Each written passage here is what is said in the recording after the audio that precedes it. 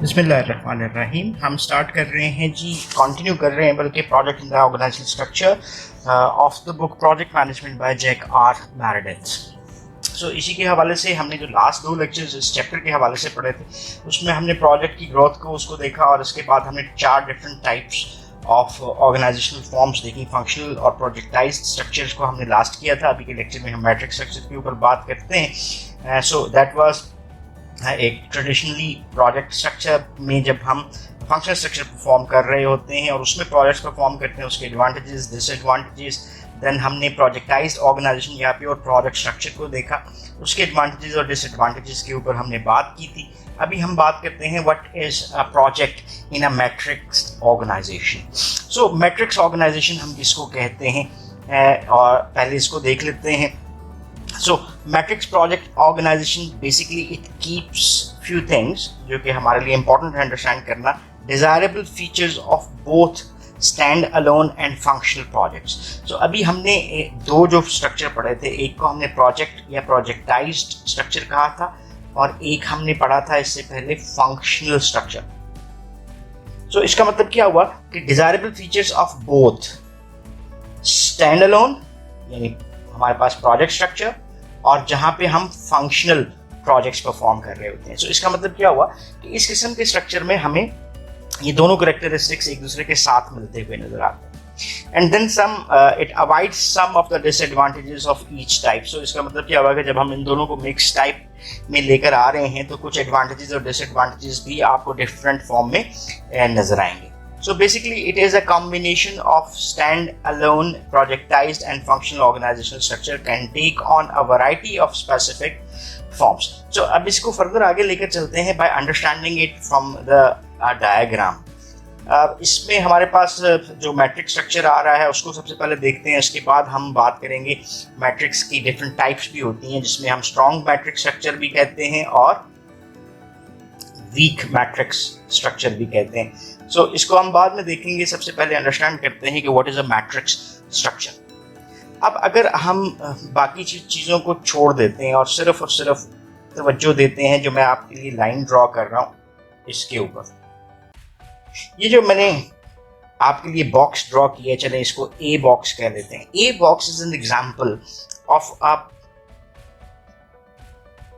Project in a functional area, जो पहली type हमने पढ़ी थी। इसके और समझ लेते हैं। जैसे जी ये फॉर इंस्टेंस सीईओ आ गया, प्रेसिडेंट आ गया, प्रोग्राम मैनेजर आ गया, manufacturing department, marketing department, finance, R&D और पर्सनल डिपार्टमेंट। ये तो हमारे पास हो गए जी एक फंक्शनल डिपार्टमेंटलाइजेशन हमारे सामने आ गई। और फर्ज करते हैं जी हम R&D में अगर कोई प्रोजेक्ट कर रहे हैं तो उसके लिए ये प्रोजेक्ट टीम बन गई और उसने काम किया, या हमने अक्रॉस डिफरेंट फंक्शंस भी ये एक्टिविटीज परफॉर्म कर दी। So let me erase it for you. ये मैंने आपके लिए एक एग्जांपल डेवलप की है इसकी कि जब हम किसी भी प्रोजेक्ट को with in a functional area perform कर रहे होते हैं। अब दूसरी तरफ आते हैं। अब ये एक नया बॉक्स मैं आपके लिए बनाने लगा हूं, ये वाला बॉक्स। यहां पे प्रोजेक्ट चल रहा है जी PM1, PM2, PM3। So project manager 1, project manager 2 और प्रोजेक्ट मैनेजर 3 आपके सामने आ रहे हैं। सो इस प्रोजेक्ट में जो आपके पास टीम है, फॉर इंस्टेंस ये जी आपके पास प्रोजेक्ट मैनेजर आ रहा है, मैन्युफैक्चरिंग से 3 लोग हैं, ठीक है। ऑन एंड ऑन हमें पूरा बंदा भी चाहिए और on and on services from marketing department चाहिए, ऑन एंड ऑन सर्विसेज 1 और 2 पर्सनल्स इन फाइनेंस, R&D के 4 लोग और पर्सनल HR डिपार्टमेंट के 2 लोग। ये हमारे पास हो गया जी प्रोजेक्ट 1 जिसको प्रोजेक्ट मैनेजर 1 हेड कर रहा है। इसी तरह से ये हमारे पास प्रोजेक्ट मैनेजर 2 आ गया और ये उसकी टीम आ गई, और इसी तरह से प्रोजेक्ट मैनेजर 3 आ गया और उसकी हमारे सामने टीम आ गई। सो अब आप ये देख रहे हैं कि हमारे पास प्रोजेक्ट, जैसे हमने कहा था प्योर प्रोजेक्ट ऑर्गेनाइजेशन, ये प्योर प्रोजेक्ट ऑर्गेनाइजेशन थी आपके सामने कि ये प्रोजेक्ट मैनेजर आपके सामने काम कर रहा है और ये उसकी टीम आ गई, ठीक है। और फिर प्रोजेक्ट मैनेजर आपके पास 2 आ गया और ये उसकी टीम आ गई। सो ये प्योर प्रोजेक्ट स्ट्रक्चर था जिसके लिए हम ईच प्रोजेक्ट के लिए सेपरेट टीम बनाते थे। यहाँ पर भी ईच प्रोजेक्ट के लिए सेपरेट टीम बन रही है, लेकिन वो प्रोजेक्ट की team instead of all people freshly hired for that specific project ये functional area से आ रहे हैं. So इसका मतलब क्या हुआ कि यहाँ पर जो हमने जो लास्ट करेक्टरिस्टिक की बात की थी कि it's a combination of stand alone projectised and functional organisational structure. तो ये आपको एक मिक्सचर यहाँ पर नजर आ रहा है जहाँ पे आप दोनों चीजों को कंटिन्यू करते हुए नजर आ रहे हैं कि project with in the functional area perform किए जा रहे हैं और प्रोजेक्ट्स आर सेपरेट. सो यहाँ पर एक कॉन्सेप्ट जो आपको मिलता था प्योर मैनेजमेंट के हवाले से, that is unity of command, ये वायलेट होता हुआ भी नजर आता है कि यहाँ पर प्रोजेक्ट मैनेजर 1 इस बंदे को रिपोर्ट कर रहे हैं जी ये 3 लोग, लेकिन ये 3 लोग किसको भी रिपोर्ट कर रहे हैं, मैन्युफैक्चरिंग डिपार्टमेंट में जो उसका हेड है उसको भी रिपोर्ट कर रहे हैं. तो इसका मतलब आपको क्या नजर आता है कि एट टाइम हमें यहाँ पर 2 बॉसेस का सामना करना पड़ रहा होता है. सो चलें जी, ये तो हमने डायग्राम से अंडरस्टैंड किया. नाउ हमारे पास 2 किस्म के मैट्रिक्स बनते हैं. एक मैट्रिक्स को हम कहते हैं वीक मैट्रिक्स और दूसरे मैट्रिक्स को हम कहते हैं स्ट्रॉन्ग मैट्रिक्स. पहले वीक मैट्रिक्स को देखते हैं. What is a weak matrix structure? So project might have only 1 full time person, that is the project manager. So इसका मतलब क्या हुआ कि एक फुल टाइम बंदा जो आपने दिया वो क्या है जी, आपका वो पीएम है जो कि प्रोजेक्ट को हैंडल कर रहा है. इसके अलावा जितने भी लोग प्रोजेक्ट पे काम कर रहे हैं वो फंक्शनल डिपार्टमेंट से आ रहे हैं. Functional departments devote capacity of the project. So ये फॉर इंस्टेंस अगर प्रोजेक्ट मैनेजर है तो ये बंदा एक डिपार्टमेंट से, ये दूसरे डिपार्टमेंट से, ये तीसरे से, ये चौथे डिपार्टमेंट से और ये 5वें डिपार्टमेंट से. इसका मतलब है कि फर्ज कर लेते हैं अगर 6 हमारे पास लोग थे, 1 + 5, 1 इज प्रोजेक्ट मैनेजर और बाकी प्रोजेक्ट के स्टाफ आ गया, तो 5 का स्टाफ फंक्शनल एरिया से आया और only 1 person is of specifically of that specific project. So primary task of the project manager is to coordinate project activities carried out by the functional department. So project को जो head हमने किया है वो head of that project primarily focus कर रहा होता है project activities के ऊपर, और वो project activities basically कौन perform कर रहा होता है, वो लोग जो हमारे functional department में काम कर रहे होते हैं. So ये एक ऐसा मैट्रिक्स है जिसमें तवज्जो प्रोजेक्ट के ऊपर ज़रूर होती है, लेकिन प्रोजेक्ट मैनेजमेंट में प्रोजेक्ट में स्टाफ निस्बतन कम होता है. फंक्शनल एरिया से स्टाफ उस प्रोजेक्ट की एक्टिविटीज़ के लिए ज़्यादा लिया गया होता है. तो this is where it is termed as a weak matrix. और अगर इसी को हम थोड़ा सा चेंज करते हैं तो हम देख लेते हैं कि what is a strong matrix. So strong matrix में यहीं से देख लेते हैं कि स्ट्रॉन्ग मैट्रिक्स बेसिकली हम किसको करते हैं जहाँ पे फोकस ऑफ एक्टिविटीज जो है इज बेसिकली प्रोजेक्ट. यानी फंक्शनल एरिया में काम हो ना हो, पहली एक्टिविटी किसकी है, प्रोजेक्ट की, दूसरी एक्टिविटी किसकी है, प्रोजेक्ट की, और जो एट द एंड बात आती है किसी भी एम्प्लॉय के लिए वो आ जाती है फंक्शनल डिपार्टमेंट की. सो प्राइम एक्टिविटीज जो हैं वो फोकस की जाती हैं on the project. This is where this makes a strong matrix project. अब आ जाते हैं, बात करते हैं इसके एडवांटेजेस और डिसएडवांटेजेस की. So project is the point of emphasis. पहला एडवांटेज जो हमें नजर आता है किसी भी प्योर मैट्रिक्स स्ट्रक्चर में कि हमारी एक्टिविटीज जो हैं वो ज्यादातर प्रोजेक्ट के ऊपर फोकस कर रही होती है, जैसे हमने स्ट्रॉन्ग मैट्रिक्स की बात की. तो इसका मतलब क्या हुआ कि रिसोर्सेज की इनटेक, कहीं पे डिसीजन मेकिंग है तो प्राइमरली इंपॉर्टेंस किसको दी जा रही है, प्रोजेक्ट को दी जा रही है. So project has access to the entire organization for labour and technology. हमें कोई भी बंदा चाहिए, कहीं से भी चाहिए, तो वो चाहे कोई भी डिपार्टमेंट, चाहे मैनेजमेंट है, ह्यूमन रिसोर्स मैनेजमेंट है, प्रोडक्शन है, ऑपरेशंस है, क्वालिटी है, R&D है. सो हम उस पूरी की पूरी ऑर्गेनाइजेशन में जितने भी स्पेशलिस्ट लोग हैं उनमें से किसी को भी प्रोजेक्ट के लिए हायर कर सकते हैं. इसका मतलब है हमारे पास एक स्टॉक पाइल इकट्ठा हो जाता है ऑफ द ह्यूमन रिसोर्सेज को हम जब जरूरत पड़े तो अपनी एक्टिविटीज के लिए यूटिलाइज कर सकते हैं. Then less anxiety about what happens when the project is completed.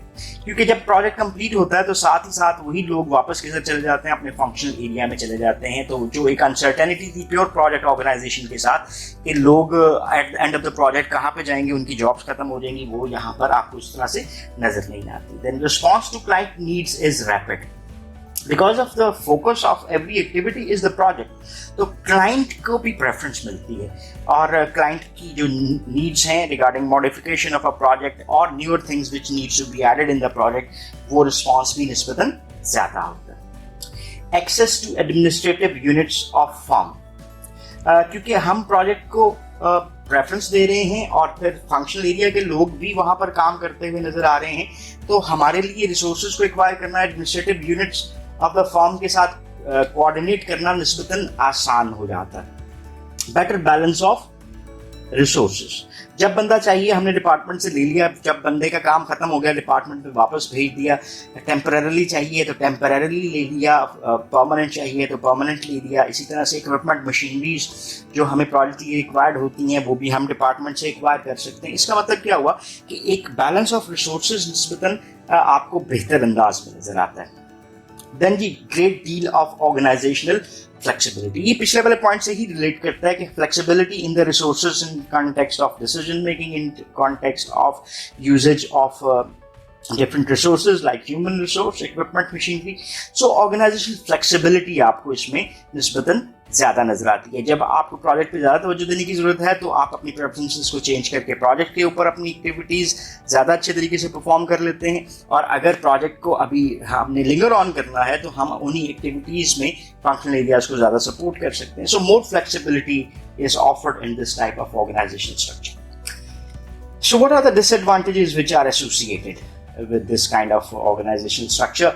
पहली चीज तो हमें जो नजर आती है वो पावर बैलेंस इज डेलिकेटेड। सो हमने कहा कि ये अगर एक इंडिविजुअल काम कर रहा है तो ही इज रिपोर्टिंग टू ये प्रोजेक्ट मैनेजर, और ये कौन है जी जिसको वो रिपोर्ट कर रहा है? This is the functional head.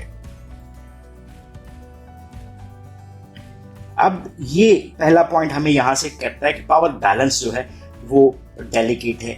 ये बंदा अपना काम लेना चाहता है, ये अपना काम लेना चाहता है, both might be utilizing their powers, तो हमें इसको में बैलेंस जो है वो रखना पड़ता है। इसी तरह से बैलेंस ऑफ रिसोर्स यूटिलाइजेशन, उसकी भी हम बात कर सकते हैं कि ये थोड़ा सा डेलिकेट होता है जब भी हम मैट्रिक्स स्ट्रक्चर में काम कर रहे हैं।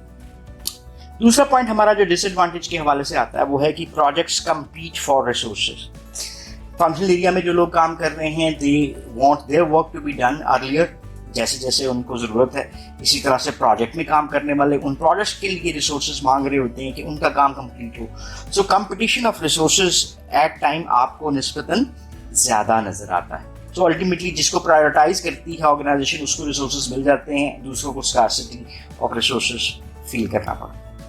प्रोजेक्टाइटिस is still a serious disease. Projectitis जैसे हम मेडिकल में बात करते हैं ITIS, किसी भी ऐसी डिजीज के साथ लगता है जिसमें जैसे टॉन्सिलाइटिस यानी गले का खराब होना, ठीक है। इसी तरह से उसने एक प्रोजेक्ट से रिलेटेड डिजीज की बात कर दी, एक साइकोलॉजिकल स्टेट ऑफ माइंड की वो बात कर रहा है, दैट इज प्रोजेक्टाइटिस। कि एट टाइम जब आप प्रोजेक्ट्स पे इन्वॉल्व होते हैं तो आपकी सारी एक्टिविटीज सेंटर्ड होती हैं टुवर्ड्स दैट प्रोजेक्ट। आपकी सोच उसी से रिलेट करती है, उसी की सक्सेस, उसी की failure, so you might be indulged in it. तो वो कहता है कि इट्स अ सीरियस डिजीज के एट टाइम लोगों के लिए उसके साथ सर्वाइव करना मुश्किल हो जाता है। Division of authority and responsibility is also complex. In division of authority और रिस्पॉन्सिबिलिटी कि कहाँ पे हमने इस बंदे को अथॉरिटी देनी है, कहाँ पे इसको देनी है, वो हमारे लिए ज़रा मुश्किल हो सकता है। और matrix management violets the management principle of unity of command. ये जो भी मैंने बात की थी कि एक ही बंदा है, उसके दो बॉसेस आपको नजर आते हैं। So these are the disadvantages and certain advantages. और इसके बाद हमने वीक मैट्रिक्स और स्ट्रॉन्ग मैट्रिक्स उनको देखा। मैट्रिक्स की एक डायग्राम हमने अंडरस्टैंड करने की कोशिश की और अंडरस्टैंड किया कि what is a project in a matrix organization. So that's all for this lecture. If you still have any question or queries, so you can ask in the comment section, or definitely we would love to answer those. So thank you very much for watching this video. Have a nice time. Allah Hafiz.